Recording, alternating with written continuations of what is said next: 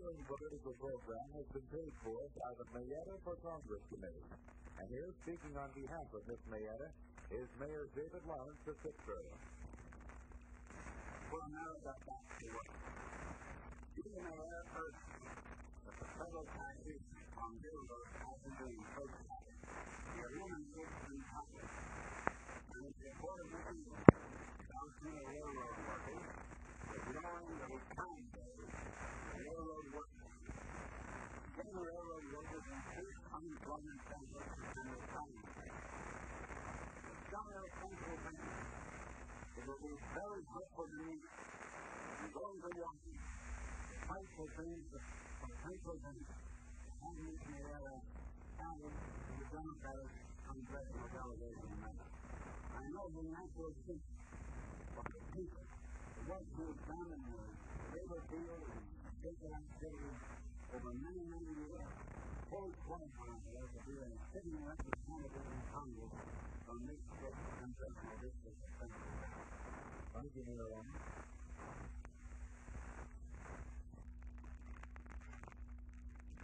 This is Julia Maietta. Outside candidate for Congress from Lower County and Pittsburgh County. In the last few weeks, I have known how to speak with many of this property in the 20th congressional district. I have enjoyed what I'm doing. All of you, regardless of your personal politics, gave me two associated activities that is a big deal perhaps for all the foreign people who claim themselves to have good government. However, good government becomes first of all people, all people, waiting for the candidates of their state and election. Today is election day. It is a day of the local revolution. Have you made arrangements to go to the polling place? It is important that you do. I urge each and every one of you to exercise your full right to citizenship with good government. Make sure you cast your ballot. Go to the polls and vote. Thank you. Paid political announcement purchased by the Maietta for Congress Committee, bringing you the endorsement of Judge John Morgan Davis, formerly Judge of the Common Pleas Court No. 4 of Philadelphia County, and presently your Democratic candidate for Lieutenant Governor of Pennsylvania. Judge Davis. One of the things we must be most careful about is that we must elect a Democratic Congress so that never again will we find ourselves with a distressed areas bill that cannot get by the president who evidently does not worry about the plight of the average citizen of Pennsylvania. We must elect Democratic congressmen and congresswomen. You have a great chance right here in this district in electing Julia Maietta, your new congresswoman. She knows labor, she knows labor's problems, and above all, she knows the problems of the average man and woman and those citizens who are presently looking for employment and cannot find it.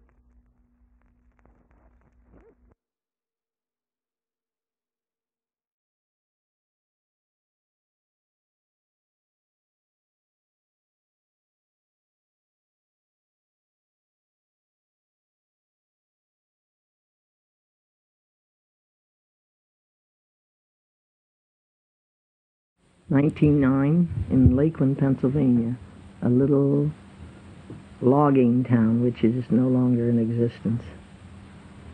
Do you remember your grandparents, Julia? Only my grandmother, my mother's mother, we called her Mama Bettina, who came to this country and lived with us for a short time, and then...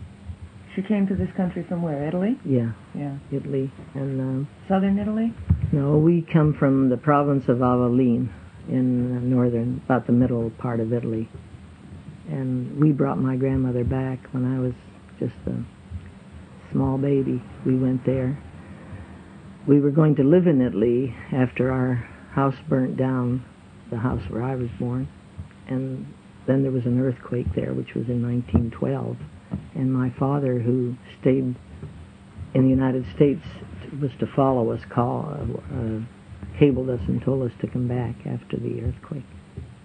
There was just an earthquake in that at that time. In that area. It wasn't in that area. It was ago. some. Yeah, that's right. Yeah, right. This was an earthquake serious enough to disrupt the economy and everything, and he felt better you should come back home. What did he do, Julia? What did My your father worked do? at the brickyard. At that time, he worked in what they call the barrel stay mill in Lakeland, PA. They had met the other crew, which was laying the railroads. He helped lay the railroads in this country. And when they finished the railroad laying, then he stayed there, as did some of the other relatives and friends. And they stayed at this little town. Now let me understand. He came to this country first, and then the family... No, my mother met him here. Oh, your mother met him My here. father came from a wealthy family in Italy who were lumber dealers.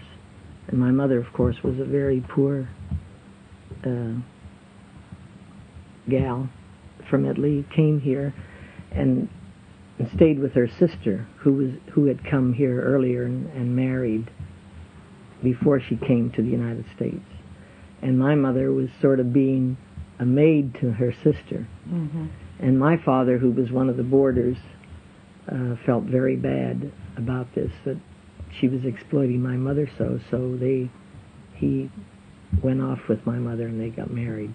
And they came back and told her sister about it. And this was when he was working on the railroads? This was when he was working on the railroad. Right. So just shortly before you were born, they brought your mother's mother from Italy? No. Or your father's mother? I went with my mother. There were three of us, and my older sister and brother and myself, and we went to Italy after our house burned down. Or the house burned down afterwards, I can't remember. Anyway, we went to Italy, and we were to bring my grandmother back, my mother's mother. And we were to stay there first, and then we came back, because my father didn't want us to stay there after the earthquake. Right, okay. How many were in your family? 12 children. And where were you? You were number 3? 3. Number 3. Out of the top of the list. What was your relationship with your mother and father? Were you closer Very to your good, mother yeah. or to your father? Both of them. Well, of course, my father died when I was 16. But we were a very close family. We did a lot of activities together within our own home, like teaching us to dance Italian and all those. Did your parents speak Italian in the home? Yes.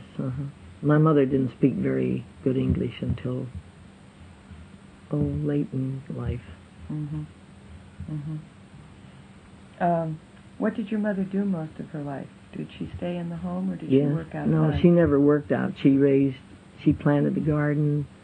She knew how to do everything and taught us how to do. She even half-soled and repaired our shoes. She had to. But she didn't like housework, and she didn't like to cook. And she used to say, if I can raise it and prepare it and raise the garden and raise the animals, we even had a cow. She said, you can't cook it, then you should go hungry. So she made the girls cook it. So in your young womanhood, obviously you were closer to your mother than to your father, because your father passed away. How old was he when he died? 39, I think. 39 or 42. He was very young. What, did he die in an accident? Or? No, he died from blood clot. Of course, we didn't know this until later years, when my sisters, who became nurses, went back and checked over his medical record. But he had gone in just for a simple hernia, and the day he was to come home, he died of a blood clot. And here was your mother, left with 12 children. 12 children, 9 of whom were younger than 16. Yep. Yeah. The youngest were twin boys, and they were about 16 months old. How in the world did she manage, Julia? I don't know, but she did. Some of you were old enough to go to work, I guess. Yes, I had quit school before my father died, because there were so many of us, and there was 3 of us working in the shirt factory at the time. Mm-hmm. And where was the shirt factory? In Curwensville. In Curwensville, Pennsylvania. We had moved there from when I was 3 years old. We moved to Curwensville because the brickyard personnel had been going around trying to find people to come there to work, and my uncle and my grandmother had been there, and another uncle and my sister, my mother's, was there, and so we all then moved there where they were. And most of the Italian people were the same people that lived in Lakeland, that were in Curwensville. Well, I think it would be interesting to know something about the community. Obviously, you and I are familiar with that part of Pennsylvania, but these tapes are going to be as far away as California, and I think it would be interesting to describe the community and say something about how the Italian Americans fit into it.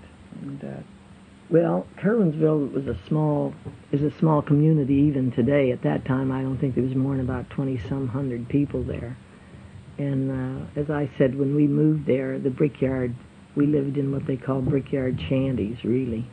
And we stayed with my grandmother until they built us a home, which they built in one day, as homes can be built in one day, which they were at that time. And my father worked at the brickyard, but he was a very independent man, always was. He was, he was the type that if a boss did something that he didn't like, even though he had 12 children, he would tell him where to go and he would go home. And then they would coax him to come back. At one time they didn't, and he went to work in a tannery. And the whole time he was there, which was about a week, he didn't eat a bite because of working with the hides, which was something he was unaccustomed to. Right. And Curwensville is also on the banks of the Susquehanna River, the West Branch, and was supposed to be a big logging town in the early part of the settlement. But at the time that we were there, they didn't do much logging. They had a tannery and this brickyard, and then of course, when we were old enough to work, they built this factory which they brought in to take over some of the young women in the community to work there. This was a shirt factory. Shirt factory. Right. Right. And it's located in Clearfield County, which is about the center part of Pennsylvania. It's called Western. Right. Yeah. Who owned the shirt factory, Julia? At that time, the Sunny Blouse people owned it when I worked in it, and they made these little blouses with round collars that you used to see choir boys wear. And of course, we didn't have a union at that time, but was it locally owned, or was no? It was from New York. Right. S. Leibowitz and Son owned it, and out of New York City. So it was really a runaway shop. Yeah, I would think so, because they had quite a few shops in other areas, like Gallitzin and middle part and eastern part of Pennsylvania. Right.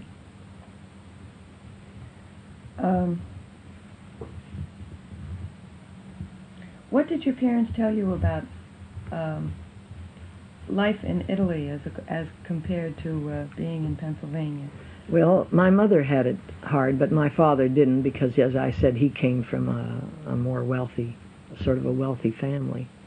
And he didn't know my mother in Italy, but my mother used to go to the mountains in Italy, and even in the summer, and bring ice down for the more well-to-do to use for their, in their homes. And then in the summertime and the winter, they used to go and collect kindling wood, and that's how they earned their living. Both her mother and all of the family, I guess, did. So they were really very poor. Yes. Yeah. Did your mother and father have different attitudes about America? I mean, in other words, one might guess that your mother felt better off in the United States than your father felt. Yes, my father came here to avoid the serving in the army in Italy, as did a lot of young men like him. That's the reason he came to the United States. But my mother came for a better life. Why didn't he want to serve in the army?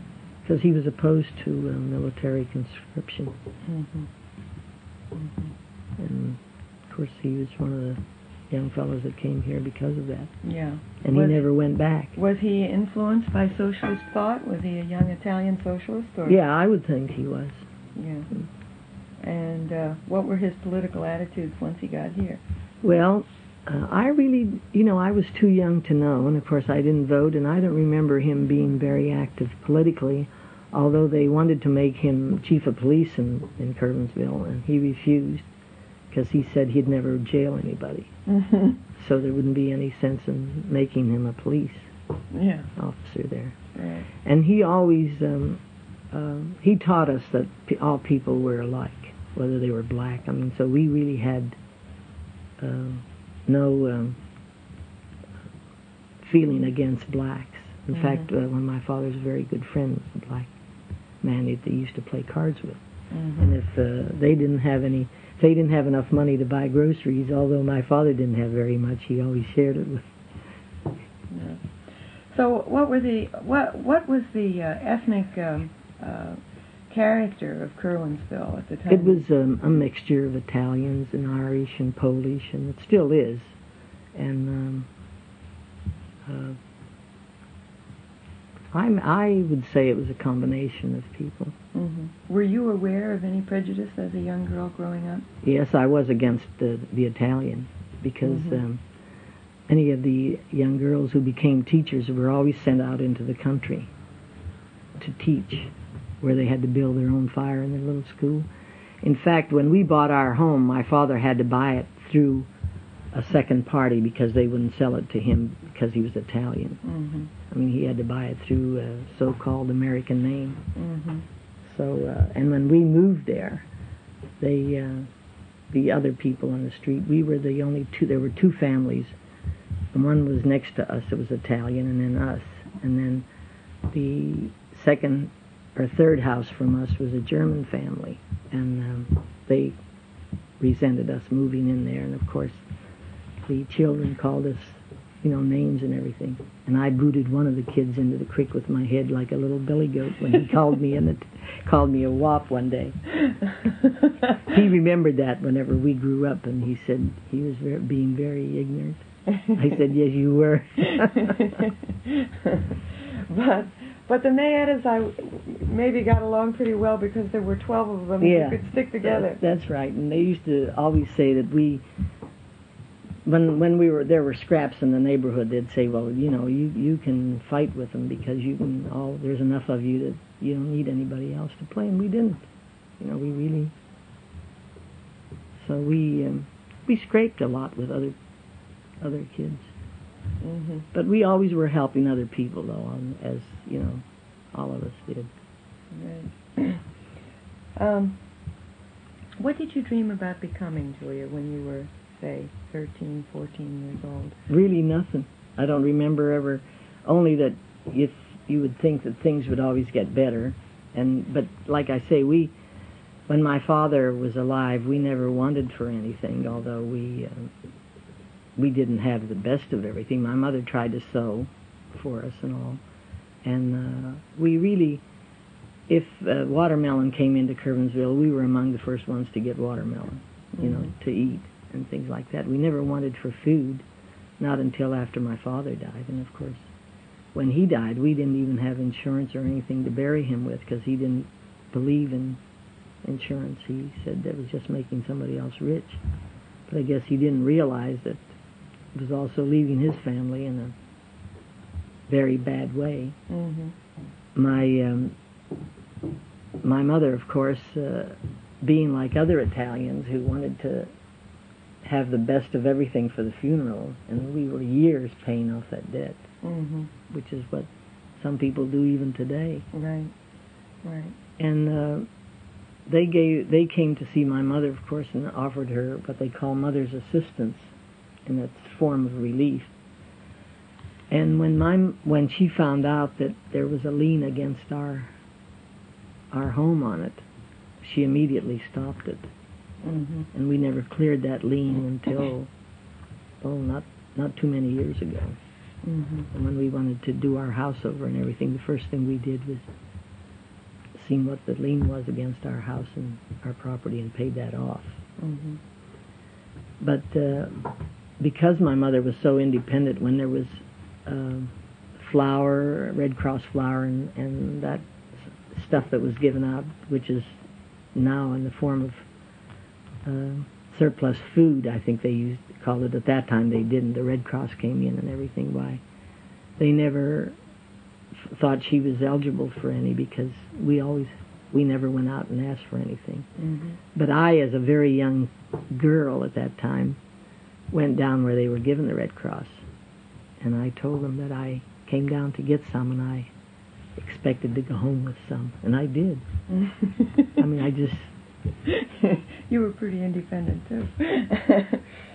How did you get along in school?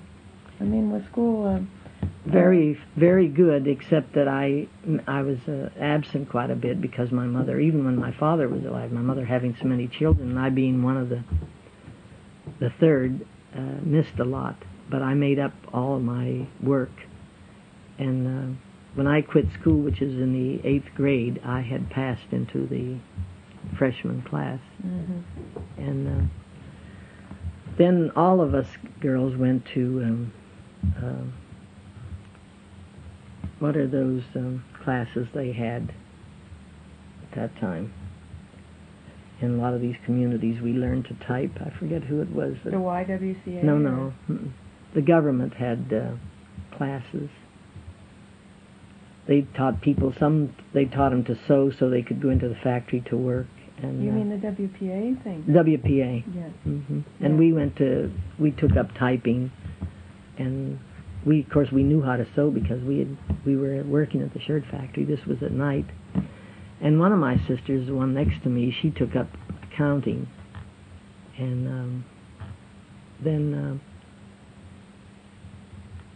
after that, they had... well, we went to night school in Clearfield, the Catholic school, and then the priest at home gave us Latin. Both of us wanted to become nurses. Of course, by the time we were through with taking the first course of an equivalent of high school, they passed a law that nurses had to be graduates, so that killed that dream. I wanted to be a nurse, really. So then I always said that after I helped organize and working for unions, that I became a mental nurse. Did your mother have your brothers and sisters at home? They were born at home? Yes, all of them. They were all of us born were. at home. And did she have a doctor attend her? Or yeah, a doctor. I don't know about those of us that were born in Lakeland. I think they had midwives there, because I know one of the Italian women was a midwife. But in Curwensville, we had a doctor. Because I remember when the twins were born, my oldest sister was very upset about it, because she said one was bad enough, but two, and she was ready to leave home. I remember her coming down the steps, and she was yelling, two.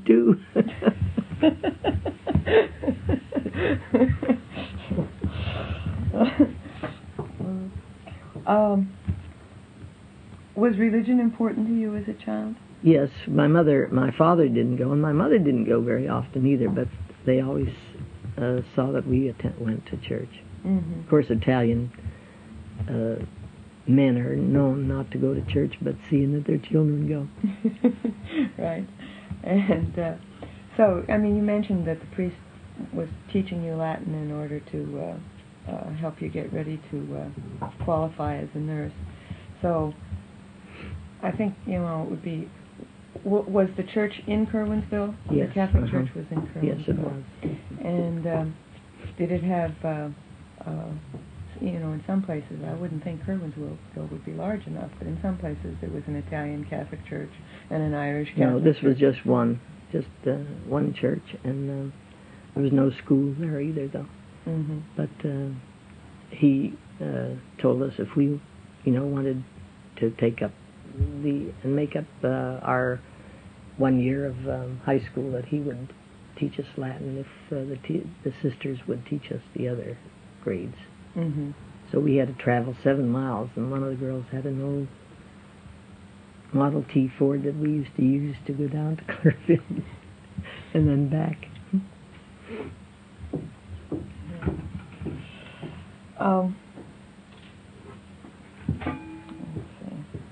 How old were you when you came back from Italy? You were just a baby? Yeah, I must have been about, that was 1912. That's when we moved to Curwensville, too, so it had to be, I was only about 2 or something like that when we went to Italy. So you really don't remember anything but Curwensville and Clearfield? Yeah, I do. You do? Yeah, that's where I lived. That's where we moved. I don't remember too much about Lakeland. That's what I'm saying. Yeah, Lakeland was there. I was small, and all I can remember about Lakeland is that whenever the sawmill used to clean the dam, they always flooded all of the land around us. And of course, in the spring, whenever the Susquehanna River flowed, it would always come. So our house, most of the houses were up like on stilts, sort of, and that I remember that about it. Right. But do you remember going to Italy? No, that was before. Right.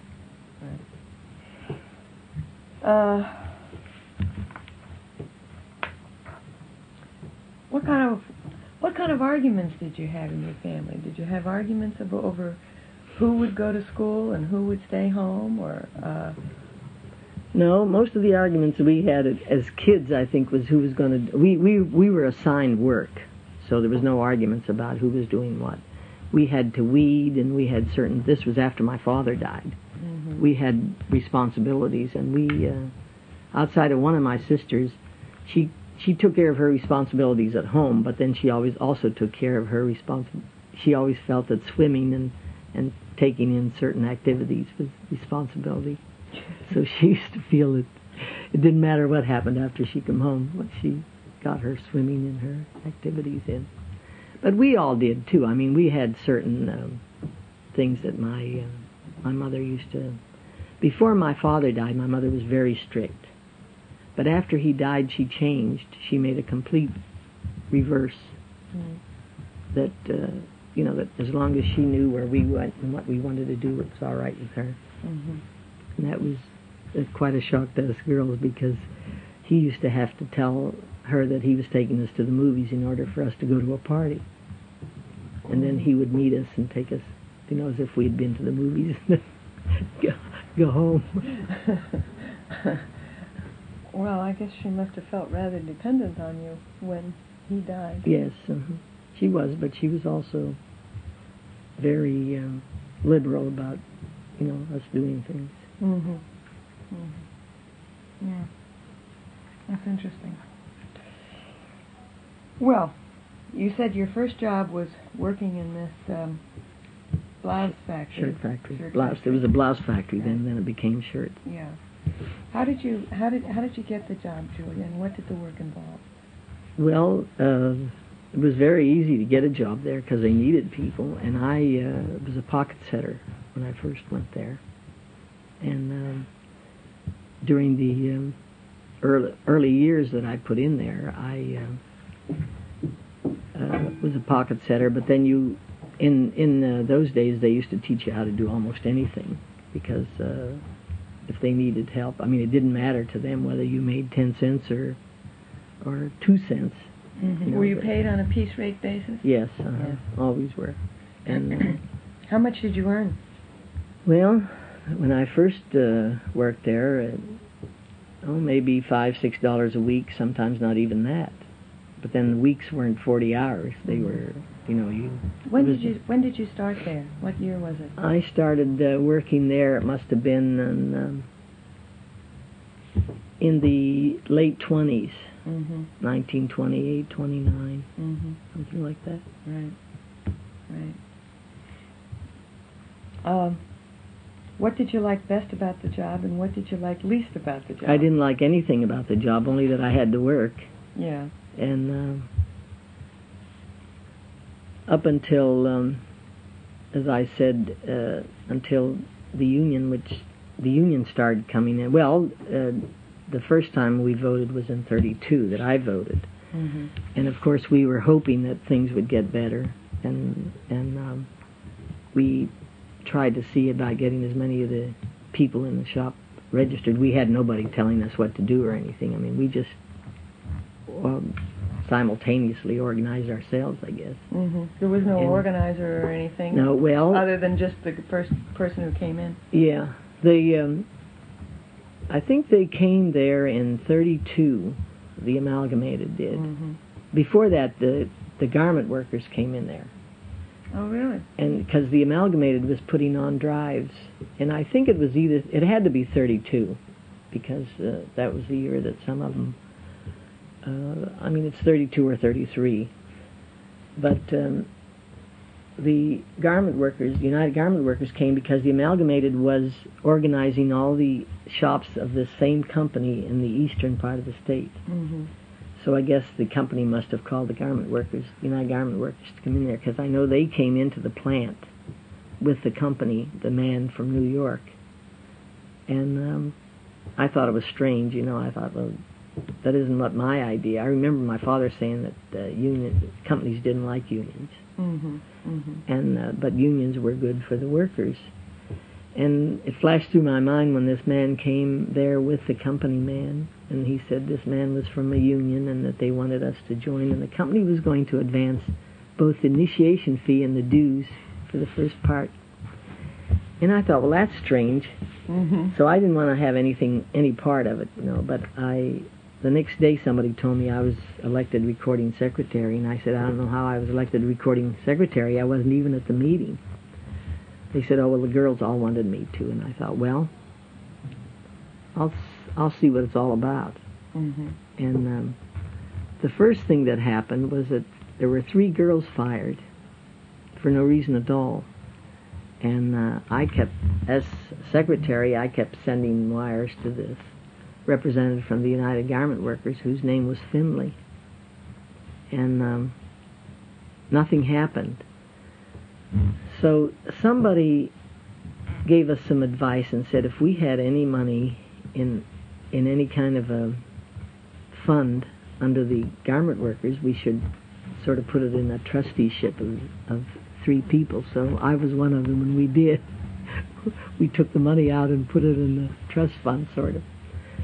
Well, it wasn't long after that till somebody from the Amalgamated came, and Subchak was the first one, John Subchak, who later became the manager there. And, well, I thought, enough for unions. The United Garment Workers didn't do anything, and I'm not about to get involved in anything else. And when they were standing outside the plant asking to talk to me, and I told them I didn't have time. And I used to go home for lunch anyway, and a half hour for lunch, you'd run home and just gobble something down and run back. And so that night, then, they were still out there. There was he and some young fella that I think came from Uniontown was with them. And this was, I can't recall the year at that time. Must have been 33. This was after the election, because we'd had the NRA then. Mm-hmm. And the wages went up a little bit during the NRA, but they were still cheating as much as they could. And he asked me some questions, and I said I didn't want to have anything to do with any other union. Well, we had a meeting that night of the United Garment Workers, and the man came, and he said, Subchak came, and he said he wanted to talk to the girls, and I said, you ask the president, I'm not the president. I said, I'm resigning tonight anyway. I said, this union's not doing anything. I don't want to have anything to do with it. And he said to me, well, that's probably what they want you to do. And as I was writing the minutes of what was going on, I kept thinking to myself, I was a little angry at the 2 girls because they weren't doing anything. They were making me do all the talking and do everything, the writing to the union and all that, trying to get these girls back to work. And I kept thinking to myself, if I thought those 2 were trying to maneuver me out of holding an office, I'm going to stick in, And the more I thought of it, the more I thought, no, by God, I'm not going to. But I'm not going to hand in my resignation. I'm going to stick it out. So he came over to me and he said, do you think they'll let me speak? And I said, I don't know. He says, well, why don't you ask them? He said, I'd like to say a few words. So I asked the president. I said, there's a man here from some other union. He said his name is Sobchak or Subchak or something. I knew what it was. I just said that. And I said he'd like to talk. I was trying to make it think like it was indifferent to me whether he spoke or not, but I thought he was there and he ought to get a chance to talk. So the one girl that was president, her name was Sally Bunnell, she could care less whether, what we had. They just made her president. The only reason they made her president was that she was a high school graduate, and I wasn't. And they thought that I didn't have enough education to be president of a little shirt worker local. So I didn't care what they did because of that. I was really, antagonized because of that, them doing it. I must have been. Anyway, she said, well, I don't know whether to let him talk or not. And I said, well, ask the people. They're the ones that should say whether they should, want him to talk or not. So she was hemming and hawing, and I said, I guess I must have said, you people, would you like to hear this man talk and see what he has to say? I said, he can't be any worse than what we have. So they said, yes, we want to hear him. So, and she went, well, and I said, well, you heard them. They want him to talk. So he told them about the Amalgamated Clothing Workers, and also told them that the unions in the other part of the state were joining the Amalgamated, and this must have been why the company brought in the United Garment Workers, which of course he said was a union label, really union, which is true. I mean, we found out later that it was. And they spoke, and at that meeting then they decided that they would they elected me to go to Pottsville to bring back a report of what I thought about the Amalgamated Clothing Workers, because they were having a meeting, and Petofsky was going to be there, and so they asked me to go represent them. So that's the first time I'd ever been away from home on any kind of business. Mm-hmm. And, what kind of grievances did they have? What were the working conditions like? Well, which made these girls interested in the union? The working conditions were the same as any place else. They were, very little pay. And, of course, at that time, the NRA came in and our hours were cut down. But before that, we used to go into work, and it was nothing to go to work at 5 o'clock in the morning and work through your lunch hour. And then that was before the NRA came in. Mm-hmm. And then work until after it was dark at night. I mean, there was no set hours of any kind. And no set rates of any kind. I mean, whatever they wanted to give you, they gave you. Mm-hmm. They would say it was a certain amount. Then, of course, when the NRA came in, I think the minimum which we got, I think, was $12 a week, and it was for 54 hours. It seems to me, something like that. Anyway, I still have envelopes and all that information whenever I was still. And then the United Garment Workers said that they'd cut our hours and we'd get more pay, and they said they were going to get these girls back to work, but they never did. Mm-hmm. These 3 girls. Mm-hmm. And of course these 3 girls, one of them was a sole breadwinner in her family, and the other 2 were also mostly breadwinners. So they told me the first thing that they wanted me to do is ask the Amalgamated if they could get these 3 girls back to work. Mm-hmm. That was really their main purpose of changing unions, if we did, was to get these 2 girls back to work and make sure that it didn't happen again. Mm-hmm. And, of course, there was no time off to go to these meetings, so after work, I think that I think Subchak took me to Gallitzin, and I stayed at somebody's home there. And it was cold, and it was in the winter time, fall or something. Anyway, I thought I peeked out the bedroom window, and it was, I'm trying to think of the name of the person where I stayed, because she became the chairman of that shop, too. But I peeked outside, and all I could see was, it seems like I was someplace in Russia. I couldn't see a thing but barren land, And I thought, my God, where am I? I know we didn't go very far, but that's the way it impressed me. Then the next day, which was Saturday, we got up real early and we went to Pottsville. And that's where we had the meeting of the Joint Board. Monis was there, Petofsky was there, Gladys Dickinson was there, who was she was director of research or something, but Monis was in charge of the Pottsville Joint Board. They had established it with very few members or anything, and they were trying to get the people, especially from all the Leibowitz shops, to join the amalgamated. What was your impression of these people? Well, I thought they certainly were trying to do something for the workers. My impression of them was, and especially, I thought it was wonderful that Gladys Dickinson let these people that she didn't even know stay in her apartment, you know, and trusted us with everything. And this gave me a good feeling about the union. Mm-hmm. Mm-hmm. And I liked what they said, and they had had some strikes in the East, and they were waiting to, so they were trying to get all the people in the other shops, you know, to come together, and then the company would have to deal with the amalgamated. Mm-hmm. So after the meeting on Saturday, when we went back, and somebody somehow shuttled me all the way back to Curwensville, and we had a meeting on Monday after work, and I told them how I felt about it, and they said that once they were established as the bargaining representative, then these girls would be put back to work. And my report to them was we can't be any worse off than we are now, because we're not getting any response or anybody is coming in from the United Garment Workers. Well, then Finley came, and he tried to keep us from joining the amalgamated. Mm-hmm. But the people voted that if I thought that we should join the amalgamated, they would. And I said, well, my feeling is that we can't be any worse off.